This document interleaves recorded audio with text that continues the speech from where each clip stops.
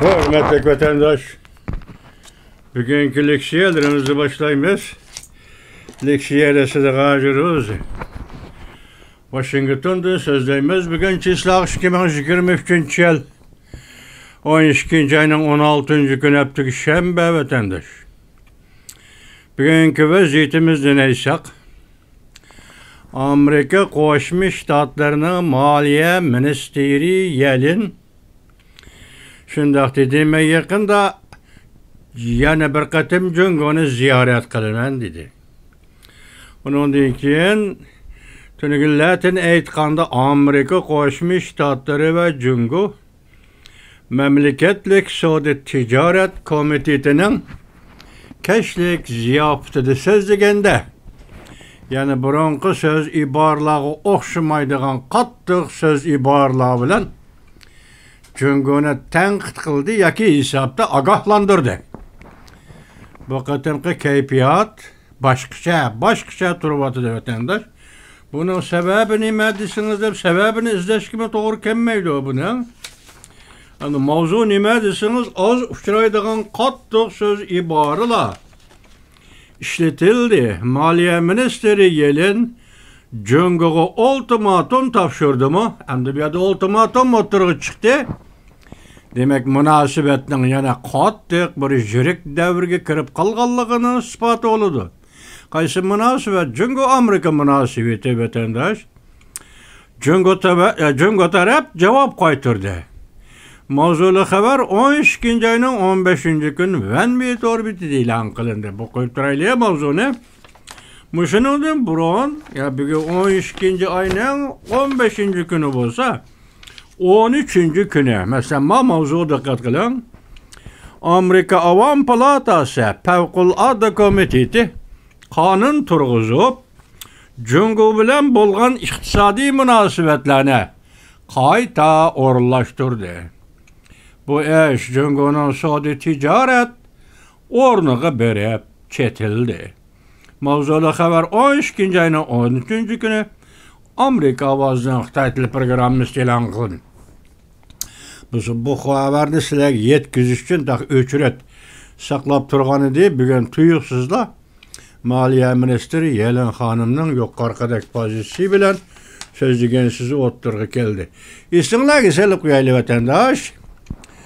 Biz Arlaqda nima degandik? Sobiq prezident Obama davridagi yuqori darajalik amaldori Ibon Madras Jungo Amerika munosabati yoki bu qatimqi Kaliforniya San Fransisko suhbatidan keyin munosabat yaxshilandi yoki shirin aylar yana boshlandi degandek so'zlar xabarlar o'tirg'i chiqqanda Ibon Madras 2 hafta uzun bo'lsa, qisqa bo'lsa 1 hafta. Ondan keyin Amerika Jungo munosabatida yana o'zgarish bo'ldi degan edi. Arliq shu o'zgarish bo'lganligini sizlarga so'zlab bo'ldik. 10 kundan keyin o'zgarish yuz berganligini, Amerika Jungo munosabatida o'zgarish yuz berganligini sizlarga so'zlab bo'ldik. Endi bugun to'liq 1 oydan, bugun 17 bo'lsa, 11. ayning 18. kuni San Fransisko suhbati oxirlashdi.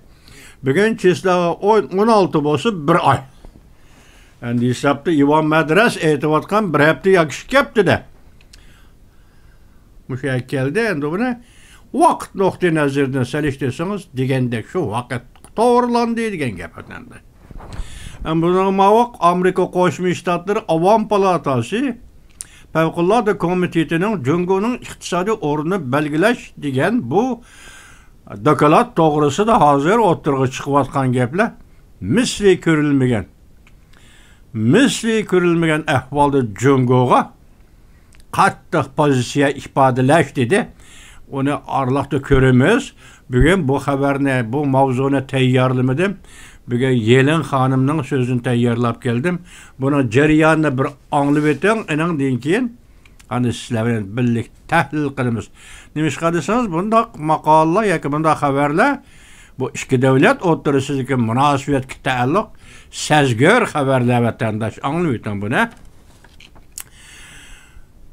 Başlandı. Amerika Qo'shma Shtatlari xabar mundaq başlandı. Amerika Qo'shma Shtatlari Maliye Ministeri 12 ayının 14 günü Peşembe Amerika Cumhuriyeti Siyasi Ticaret Memleketlik Komiteti'nin keşlik ziyaftır çakır kılıp Cumhuriyeti qaraptırına adaletsiz iktisadi yetekçi siyasetten vazgeçiş gerek. Minister Yellen Hanım ziyafet zaldı sözlügen notqada bir vasıtası Cumhuriyeti qarıtıp şunak dedi ki Cumhuriyeti adaletsiz iktisadi yetekçi siyasetten vazgeçiş gerek. Bu siyaset Cumhuriyeti iktisadını Amerika şirketlerini ziyan uçurtudu dep görsetti. Maliye Ministeri Yellen yana mundaq görsetti. Amerika Cumhuriyeti münasibeti yana davamlı xırısqa duç keldi. Bu bir jakarlaşqı vatandaşım. Amerika Cumhuriyeti münasibeti qandaq qılıdı diye muxbir sual qoyğan yok. Bu tuyuqsuzda hazır Maliye Ministeri Yellen nime dedi? Amerika Cumhuriyeti münasibeti yana davamlı xırısqa duç keldi ya xırısqa duçar boludu. Başquruşning zarbisiga qandaq taqabul turish. İqtisodiy başqurush Amerika tarafdan aytganda, Cumhuriyet tarafdan aytganda iqtisodiy başqurush qanday taqabul turish. Münasibetlik vaqalar vaziyatning o'rlab ketishini to'sib qalalaydigan bir halqidir. Demak, bu iqtisod başqurush, iqtisod siyosatini belgilash, shu munosabatlar haroratining yoki vaqalar vaziyatining o'rlab ketishida halqiliq masaladir.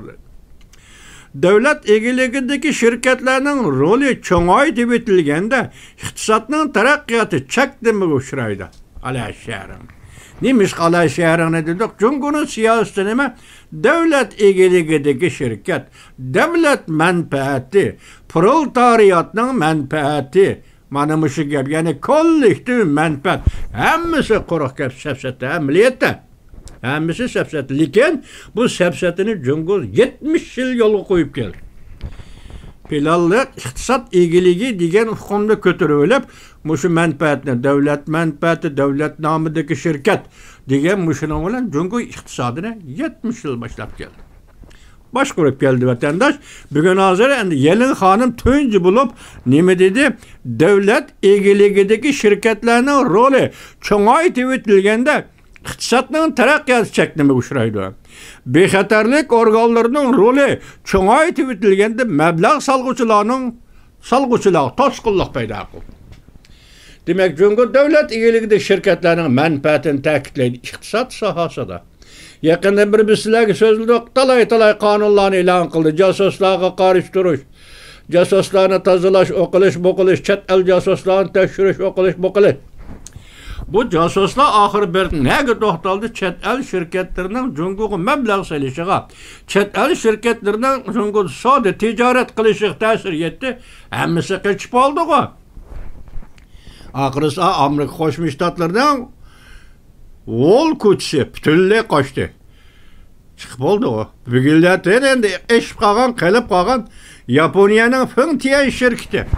Bütün bazarını, Cumhuriyet bütün bazar dükkanlı zavodlarının hemmisi takip etti vatandaş. Demek muş işki siyaset biri kollektivizmni, devlet ilgilikini ta'kidlading. İkincisi sen amallıkni, bexatarlikni ta'kidlab qonun chiqarding, tahdid paydo qilding. Savdogarlar seni jamiyating turalım chekin dedi. Amerika devlet bexatarligiga kelib chetiladigan masalalarda hargiz murassiyalashmaydi. Minister Yellen agahlandırıp mundaq ko'rsatdi. Amerika Cumhuriyeti yaqindan beri ikki davlat o'rtasidagi ciddi münasebetlerini pasaytishga izlandi. Masalan, Kaliforniya, San Fransisko suhbati boshlanishdan burun Minister Yellen Hanım Cumhuriyetning xilifama iqtisodga mas'ul odami bilan Kaliforniyada San Fransisko shahrida bir ikki kun maxsus suhbatlashib, bu suhbatning natijasini Prezident Joe Biden bilan Rais Xi Jinping suhbatiga elib kirdi. Yoki biz iqtisod sohasida mushundoq so'zlashdik. Endi ikki davlat boshliqlari sizlar suhbatda nima deysizlar deb stal ustiga qo'yib oxirlashdi. Bugun bir ay o'tdimi vatandaş? Bir ay o'tdi, tuyuqsiz yana Yellen Hanımning bunday qattiq so'z iboralarni o'ttirg'i chiqqani Meyli Xelipe'nin söhbetleşkendeki iqtisat meselesi, meyli Prezident Joe Biden bilen Reis Xi Jinping oturusu sözlengen iqtisat meselesi aytkanda jüngoluk yani yeni oldu degenge. Endi Amerikalıqa başka yol kalmadı. Şuna Amerika jüngol münasebeti buna deyken yana oxşaşla xeresqa duçar boludu dedi degen gep ötende. Şunundiken izlendiliken Washington devlet bexatarlik meselesi hergiz müraseleşmeydi. Minister Yellen sözüde mundaq görsetdi. Keler yeri jüngoni yana ziyaret kılaman. Şu vaqtda jüngodu kesipleşler bilen kol tutadigan mesele boyunca muhakeme edip barman. Bu yerda kol tutadigan mesele zaten nima? Maxsus iqtisodga mas'ul kishi yaka Moliya ministri Yellen xonim yaqindan beri diplomatiya amaldori bo'lib qolganda kishilik huquq demay g'izg'aldigan ishlarni qilgan shu vatandosh. Endi hozir junguli Amerika o'rtasida qo'l tutadigan masalalar to'g'risida so'zlashiman. Men yaqinda Beijingni ziyorat qilaman. Demak Beijing va'dasida yana oldi. Yana bir qatam yana oldi deganga. Bu umumiy o'rinlashtirishmi? Devlet Meclisi yukarıda aytdıqı mavzu aslında qonun ma'qullash orqali jungning iqtisodiy tijorat o'rnini belgilash. Bundan keyin Amerika jungo savdo munosabatida jungning iqtisod va tijorat o'rnini belgilash. Endi buning jungoliq nima dedi? Mana diqqat qiling vatandosh. Jungo tashqi ishlar ministrligi bunday javob qaytardi. Haftaning 5-kuni juma tuniga 12-oyning 15-kuni muxbirlarni kütüveliş yığında muxbirlar Amerika Qo'shma Shtatlar Moliya ministri jungoni iqtisodiy siyosatni o'zgartirishga chaqiriq qildi. Baş dedik-ku, iqtisodning yetakchi siyosatda voz kechishing kerak. Bu qaltishga vatandosh bir mamlakat mening iqtisod to'g'risidagi yetakchi ideyam, iqtisod to'g'risidagi yetakchi siyosatim da'vat qanda masalan hozir Moliya ministri Yellen xonim o'tirib chiqib voz kechsan. Bu yerda umumlashtirib aytganda yaqindan bir yig'in ochdi, iqtisod yig'ini Jungo Kompartiyasi Reis Xi Jinping shu yig'ini nimalar deyildi, sistemlik bir xabar yetib kelmadi. Iqtisod yig'ini her yili 12-oyda ochadigan, bir yilda bir qatam ochadigan iqtisod yig'inda yetakchi ideya nima dedi? Bugun Yellen xonim ochchig'i bilan o'rnidan dasturib men kelar yili jungoni yana ziyorat qilaman dedi. Endi bu yerda o'zgartirishga siyosatda voz kechishga chaqiriq qildi. Buning qanday qaraysiz deb muxbir savol qo'yganda Jungo tashqi ishlar ministrligining bayonotchisi Mouning bunday javob berdi. Jungo taraf başdan oxir sog'lom, muqim Amerika Jungo iqtisodiy munosabatni taraqqiy qildirish ikki davlat manfaatiga foydali deb qarab keldi. Dogma. Buni Xitoy tilida tavhua deydi. Yodlab olgan jumla. Amaliyotda buning gavdasida yoki amaliy harakat yo'q, yoki amaliy jarayon yo'q, yoki amaliylashtiradigan, amaliy qo'lga chiqadigan siyosat yo'q. Dogma. Bu faqat taqobil turish, Amerikaning talab va fikrlariga taqobil turishdan davomli so'zlab turadigan dogma so'zlar vatandoshi. Taraf ikki davlat manfaatiga foydali deb qarab keldi. Shundaqla dunyoning manfaatiga foydali. Bu tahdid xarakterli gap. Biz Amerika taraf bilan o'zaro hurmat qilishni tezlikda bilib turish, hamkorlashish, o'rtaq g'alaba qilish prinsipi chiqib turib, Amerika Jungo davlat boshlig'i San Fransisko suhbatida asıl qilgan o'rtaq tunishni amaliylashtirib, ikki taraf savdo munosabatlarining sog'lom muqim taraqqiy qilishini ilgari suramiz. Anda Mouning bayonotchi bunday dedi. Biz Amerika tarafdan harakati bilan so'zining birdek bo'lishini umid qilamiz. Bir tarafdan Jungo bilan hamkorlashimiz, ayrilib ketmaymiz deb turib, yana bir tarafdan Jungo shirkatlarini o'zliksiz embargo qilmasligi kerak. San Fransisko xitobnomasidan keyin Şinjan mustamlik Uyg'uriston munosabatlik tuvan darajalik amaldorlar lekin Uyg'urlarga siyosiy ziyonkashlik qilgan ikki amaldorni embargo qildi. Bunda sizlar xabar topdinglar, biz so'zlamadik, radioda badi.